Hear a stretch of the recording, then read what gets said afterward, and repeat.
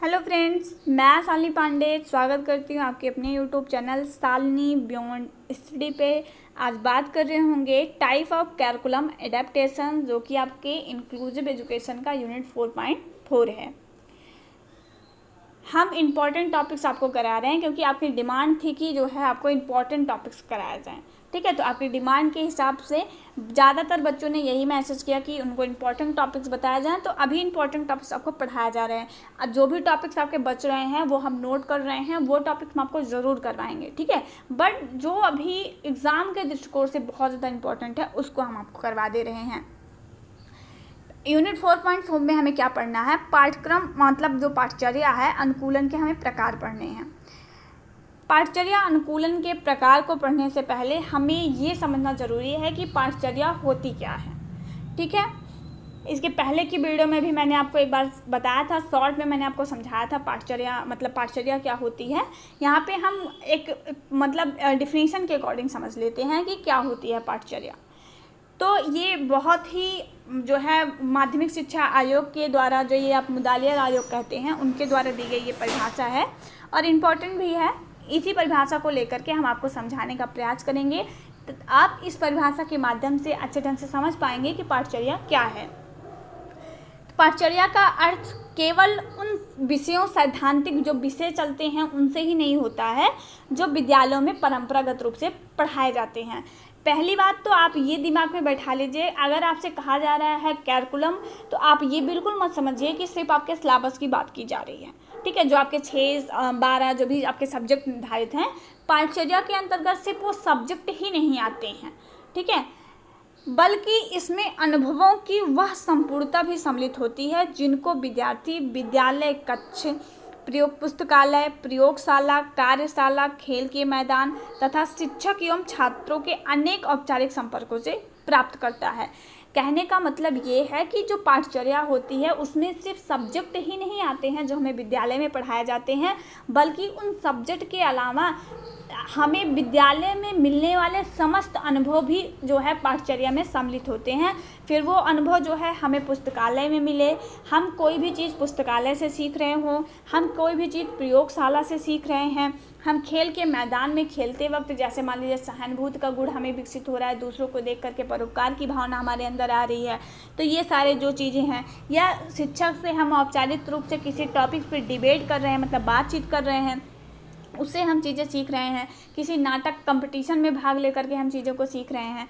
तो मतलब विद्यालय की वो समस्त अनुभूतियाँ जो हमें विद्यालय से प्राप्त होती है, फिर वो चाहे सब्जेक्ट से जुड़ा हो या फिर जो सब्जेक्ट के अलावा कोई भी चीज़ें से जुड़ा हो, वो सभी आपकी पाठचर्या के अंतर्गत आएंगी। मतलब पाठचर्या के अंतर्गत जो है जीवन के समस्त पहलू जिनका विकास हमें विद्यालयों में होता है, वो सभी आपकी पाठचर्या के अंतर्गत आ जाएगा। आई होप क्लियर हो गया होगा। अब हम बात कर रहे होंगे कि पाठचर्या अनुकूलन क्या है, क्योंकि हमारा मेन टारगेट है ये समझना कि पाठचर्या अनुकूलन के मतलब कि हम किसे कहते हैं, और दूसरी बात ये कि कितने कितने टाइप से हम कर सकते हैं। ठीक है, ये पूरा टॉपिक जो है हमें इसी को समझना है। तो हमने पाठचर्या को समझ लिया, अब हम समझेंगे पाठचर्या अनुकूलन क्या है। तो जो विशेष बच्चे होते हैं तो उनको क्या होता है कि जो नॉर्मल सब्जेक्ट मतलब जो नॉर्मल सिलेबस डिसाइड होता है विद्यालय में, उनको समझने में उनको प्रॉब्लम्स होती है।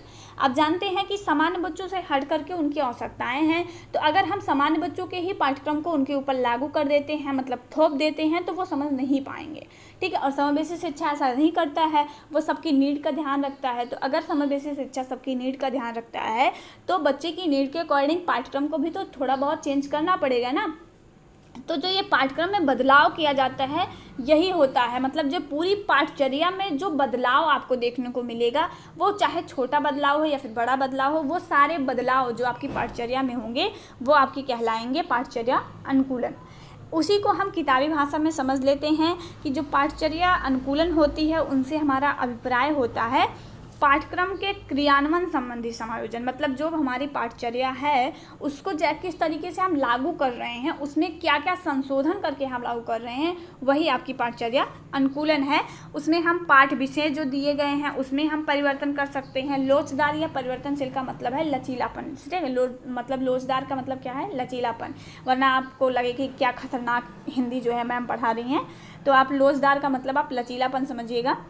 हम पाठचर्या के जो विषय हैं उसमें हम परिवर्तन कर सकते हैं थोड़ा बहुत, जैसे मान लीजिए कि 10 यूनिट दे दिया गया है, ठीक है, और कोई जो है मेंटली रिटायर्ड बच्चा है जो कि 10 यूनिट को कवर नहीं कर पा रहा है, तो उसके लिए 3-4 यूनिट ही दीजिए, ठीक है। बस उस यूनिट को ऐसा डिज़ाइन करिए कि वो बातें जो वो पढ़े उसकी लाइफ में जो है उसको काम आ जाए, ठीक है। तो इस तरीके से जब हम जो है सब्जेक्ट में थोड़ा बहुत चेंज करते हैं, बच्चे की नीड को और इन शिक्षण विधियों में जो परिवर्तन किया जाता है, देखिए ये जो सारे परिवर्तन आप देखेंगे ना, ये सारे सब कुछ जो परिवर्तन हो रहा है ये सब पाठचर्या अनुकूलन के अंतर्गत ही आता है। फिर आप शिक्षण विधियों में कोई अनुकूलन करिए, या विशेष जो शिक्षक होते हैं उनके माध्यम से जो है आप बच्चों को कोई भी प्रकार की मार्गदर्शन प्रदान करवाइए। बच्चे की जो सहगामी क्रियाएं हैं, मतलब जो उसके सब्जेक्ट से हट करके जो क्रियाएं हैं, जैसे नाटक हो गया, गीत संगीत हो गया, ठीक है, या फिर खेल के मैदान में उसको कोई भी आप पाठ पढ़ा रहे हैं, तो उन सब में भी जो है बच्चे की नीड के अकॉर्डिंग अनुकूलन हम अगर कर रहे हैं वो भी हमारी पाठचर्या अनुकूलन के अंतर्गत आएगी। मतलब कि जो पूरी कक्षा, मतलब कक्षा को इस तरीके से प्रबंध करना कि वो बच्चे की हर एक प्रकार की नीड को फुलफिल कर सके, वही होती है पाठचर्या अनुकूलन। दो पॉइंट हमारा क्लियर हो गया, एक पाठचर्या अनुकूलन। अब हम समझेंगे पाठचर्या अनुकूलन के प्रकार और विधियां। तो प्रकार और विधियों, देखिए यहाँ पे आप इसको प्रकार भी कह सकते हैं, वरना आपसे पेपर में पूछ ले पाठचर्या अनुकूलन के प्रकार, तो फिर आप सोचे कि मैम ने क्या बता दिया। उसको अगर आपसे क्वेश्चन को वो घुमा सकता है, लेकिन क्वेश्चन देगा तो आपकी जो आपके सब्जेक्ट में जो भी टॉपिक्स दिए गए हैं उसी से ना। तो ये जो पाठचर्या अनुकूलन है उसको आप ऐसे भी दे सकता है कि पाठचर्या अनुकूलन की विधियों को बताइए, या पाठचर्या अनुकूलन के प्रकार को समझाइए, पाठचर्या अनुकूलन की प्रक्रिया को समझाइए। तो ये सारे कैसे भी क्वेश्चन को घुमा दे, आपको यही बातें उसमें लिखनी है, ठीक है। तो हम ये अलग अलग तरीके से कर सकते हैं। देखिए एक बात आपको और ध्यान में रखी है, ये जो मैंने आपको सारे पॉइंट्स लिखे हैं अभी हम इसको आपको डिटेल में थोड़ा सा समझाएंगे। तो जब आपको रटना बिल्कुल नहीं है, ये सब व्यवहारिक बातें हैं, आप व्यवहार में जो है आपने थोड़ा सा लाइए कि हाँ आप जो है विशेष बच्चों को टीचर हैं, आपको विशेष बच्चों को ध्यान में रख करके बनाना है, लिखना है उनके ऊपर। तो ये आप हेडिंग्स को जो है डाल करके आप उसमें जो भी आपको अभी डिटेल्स बताया जा रहे हैं उसमें 2-4 पॉइंट ऐड करते हुए लॉन्ग टाइप के क्वेश्चन आप लिख सकते हैं, बहुत ही अच्छे मार्क्स आपको जो है मिल जाएंगे। सबसे पहले हम कैसे कर सकते हैं कि हम पाठ्यक्रम जो हमारा है, मतलब पाठ्यक्रम का मतलब पाठचर्या जो हमारा है उसको थोड़ा सा लचीला बना सकते हैं। मतलब जिस तरीके से बच्चे की नीड है, जैसे कि मैंने आपको ऊपर उदाहरण देके बताया कि अगर मेंटल रिटार्डेड बच्चा है, 10 यूनिट नहीं कवर कर पा रहा है, आप उसी लिए 5 यूनिट रखिए, लेकिन 5 यूनिट में वो सारे चीज़ें, वो सारे टॉपिक्स उसको पढ़ाइए जो उसके लाइफ में चल के उसको काम आ सके। मतलब इकाइयों को जो है थोड़ा सा विभाजित करके आप बच्चों को पढ़ा सकते हैं। ये बातें हो गई। अगला है अनुकूल शिक्षण विधियों पर आधारित कक्षा शिक्षण। हम बच्चे की नीड के अकॉर्डिंग शिक्षण विधियों में भी परिवर्तन लाएंगे, ठीक है। ऐसा नहीं है कि हम बच्चा नहीं समझ पा रहा है, लेक्चर मेथड से हम झोंके जा रहे हैं, पढ़ाए जा रहे हैं उसको, ठीक है। तो अगर मान लीजिए श्रवण बाधित बच्चा है, उसको जो है मौखिक रूप से सुनकर वो सुन तो पाएगा नहीं, आप मौखिक रूप से ही उसको बोल बोल के बता रहे हैं, संकेत का इस्तेमाल ही नहीं कर रहे हैं, तो वो बच्चे के अनुकूल नहीं है ना, वो शिक्षण विधि बच्चे के अनुकूल नहीं है। तो पाठचर्या अनुकूलन कहता है कि हमें बच्चे के नीड के अकॉर्डिंग अपनी शिक्षण विधियों में परिवर्तन करना है। लेक्चर मेथड से समझ में नहीं आ रहा है, ह्यूरिस्टिक मेथड से सिखाइए, उससे भी समझ में नहीं आ रहा है, प्लेवे मेथड से समझाइए। मतलब बच्चे की नीड के अकॉर्डिंग जो भी बच्चे को पढ़ाने का तरीका है उसमें जो अनुकूलन होता है वो आपका कहलाता है शिक्षण विधियों का अनुकूलन। और ये समावेशी शिक्षा में शिक्षण विधियों का अनुकूलन करने का हुनर जो है वो बहुत ही मायने रखता है। अगला है निःशक्त बालकों को सरल संदर्भ पुस्तकें उपलब्ध कराना। मतलब ऐसे बच्चे जो कि अगर आप उनको जैसे मोटी मोटी बुकें आप उनको दे रहे हैं, उनकी समझ में नहीं आ रहा है, ठीक है, मतलब उतनी मोटी बुक को जो है पढ़ना उनके लिए उतना अच्छा नहीं है, या फिर वो उनके लिए उतना बेनिफिशियल नहीं है जो आप उनको मोटी पुस्तकें दे रहे हैं, तो ऐसे बच्चों के लिए आपको क्या करना है कि बच्चों को, हर एक प्रकार के बच्चों को एक ऐसी पुस्तक आपको पढ़ानी है जो कि संदर्भ युक्त हो, जो कि उनको जो है आसानी से उपलब्ध हो और उसको पढ़ करके उनको उनके भविष्य में जो है वो चीज़ें काम आ सके, ऐसी ही चीज़ें जो है आपको पढ़ानी है। अगला है विशेषज्ञ स्रोत शिक्षकों का मार्गदर्शन। मतलब इसका कहने का मतलब है कि एक शिक्षक का जो मार्गदर्शन मिलना चाहिए वो एक्सपर्ट शिक्षकों के द्वारा जो मार्गदर्शन है वो बच्चों को मिलना चाहिए। ये भी हम इसके थ्रू भी जो है हम मार्गदर्शन बच्चों का कर सकते हैं। बच्चे की अधिगम संबंधी जो भी समस्याएं हैं, मतलब बच्चे को सीखने में, अधिगम का मतलब है सीखने में जो भी समस्याएं हैं, उस समस्याओं के समाधान उनको विशेष शिक्षकों के, जो प्रशिक्षित विशेष शिक्षक हैं, उनके द्वारा बच्चों को मिलना चाहिए। अगला है पाठ्य सहगामी क्रियाओं में अनुकूलन। आप, एक होती है शैक्षिक गतिविधि, एक होती है सह शैक्षिक गतिविधि। ठीक है, शैक्षिक गतिविधि का मतलब क्या है कि जो आपको सिलेबस पढ़ाया जा रहा है आपका, वो शैक्षिक गतिविधि है। सिलेबस के अलावा जो भी काम हो रहे हैं, मतलब जो भी क्रियाकलाप हो रहे हैं, वो सब सह शैक्षिक गतिविधि है। तो जो सह शैक्षिक गतिविधियाँ हैं ना, उनको, उनमें भी क्या करना है, आपको अनुकूलन करना है। जैसे अगर हम बात कर रहे हैं, निबंध प्रतियोगिता को बढ़ावा देना चाहिए, विज्ञान प्रदर्शनी जैसे कार्यक्रम करने चाहिए, बाल मेला लगवानी चाहिए, वार्षिक उत्सव करवाना चाहिए, ठीक है, पत्रिका लेखन करवाना चाहिए। तो इन सब से क्या होगा कि इन सब से जो गतिविधियां हैं, ये इन सारी गतिविधियों में बच्चा, निःशक्त बच्चा भी भाग लेगा और हर एक बच्चे के अंदर कुछ ना कुछ एबिलिटी ज़रूर होती है और आपको उस बच्चे की एबिलिटी को निखारने का मौका मिलेगा। ठीक है, तो बच्चे को जो है शैक्षिक गतिविधियों में अनुकूलन के साथ साथ जो सह शैक्षिक गतिविधियाँ हैं उनमें भी जो है अनुकूलन करना चाहिए। नेक्स्ट है आपका, और लास्ट टॉपिक है आपका, सहायक शिक्षण सामग्री से अनुकूलन। जो पाठचर्या अनुकूलन है उसमें जो सहायक शिक्षण सामग्री होती है उनका एक महत्वपूर्ण रोल होता है। सहायक शिक्षण सामग्री का मतलब होता है कि बच्चों को पढ़ाने में यूज की जाने वाली सामग्रियाँ। अगर आप नहीं जानते हैं, आप टीएलएम का नाम तो आप सभी ने ज़रूर सुना होगा, आपने फर्स्ट ईयर किया है तो फर्स्ट ईयर में आप टीएलएम बहुत अच्छे से जानते होंगे, फुल फॉर्म भी पूछा जाता है। ठीक है, जो ये टीचिंग लर्निंग मटेरियल्स होते हैं ना, इनमें भी जो है अनुकूलन करना चाहिए। जैसे मान लीजिए किसी को ऑडियो टेप से समझ में नहीं आ रहा है, जैसे श्रवणवादी बच्चा है, उसके लिए ऑडियो टेप का कोई मतलब नहीं है।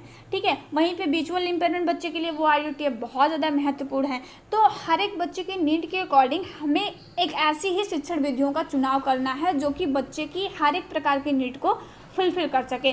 उसमें बहुत सारे प्रकार के टीएलएम्स आपके आते हैं, जैसे मान लीजिए टेलीविज़न हो गया, ओवरहेड प्रोजेक्शन हो गया, ठीक है, स्क्रीन हो गया, वीडियो रिकॉर्डिंग हो गया। तो ये सारी जो चीज़ें हैं, इनसे हम विषय वस्तु को समझाने में मदद मिलती है। ठीक है, ब्लैक बोर्ड हो गया, फ्लैश कार्ड हो गया, आप बहुत सारे टीएलएम्स के नाम जानते होंगे। तो इन सब से क्या होता है कि हमें अपने विषय वस्तु को बच्चों को समझाने में आसानी होती है। तो हमें बच्चे की नीड के अकॉर्डिंग वो चीज़ें मतलब चुननी है। जैसे मैंने आपको बताया ना कि अगर आप विजुअल इम्पेयरमेंट बच्चे के लिए जो है, आप उसको जो है विजुअल इम्पेयरमेंट बच्चे के लिए आप मौखिक गतिविधि का इस्तेमाल ना करके आप उसके लिए संकेत का इस्तेमाल कर रहे हैं।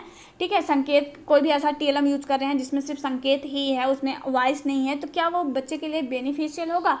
बिल्कुल भी नहीं होगा। तो हमें एक ऐसा टीएलएम में हमें इस तरह का अनुकूलन करना है जो कि हर एक प्रकार के बच्चे की नीड के अकॉर्डिंग है, जिससे हर एक प्रकार के बच्चे को जो कॉन्सेप्ट है वो हम आसान तरीके से अपनी टीएलएम के माध्यम से समझा सकें। ठीक है, तो ये था आपका पूरा पाठचर्या अनुकूलन के प्रकार। मिलेंगे नेक्स्ट वीडियो में, तब तक के लिए जय हिंद। लेकिन वीडियो को लाइक शेयर एंड सब्सक्राइब करना बिल्कुल मत भूलिएगा। आपसे हम मिलेंगे आपके अगले वीडियो में। आपकी कोई भी क्वेरी है तो आप एक बार हमें कमेंट बॉक्स में कमेंट करके ज़रूर बताइएगा। हम पूरी कोशिश करेंगे कि आपकी जो है हर एक नीड को हम भी फुलफ़िल कर सकें। और एक बच्चे का जो कमेंट आया था कि मैम बहुत बिजी रहती हैं, मैम जो है रेगुलर क्लास नहीं ले पा रही हैं, तो ये बिल्कुल रियलिटी है कि हम बिजी रहते हैं, टाइम नहीं मिल पाता, आपको क्लास नहीं दे पा रहे हैं। लेकिन आपका सब्जेक्ट जो है वो हम आपको कवर करवा देंगे एग्ज़ाम तक। आपको इंपॉर्टेंट क्वेश्चन भी हम ज़रूर बताएंगे। तो भरोसे के साथ आप चैनल से जुड़ते रहिए, दोस्तों को भी जोड़ते रहिए। Take care, bye bye.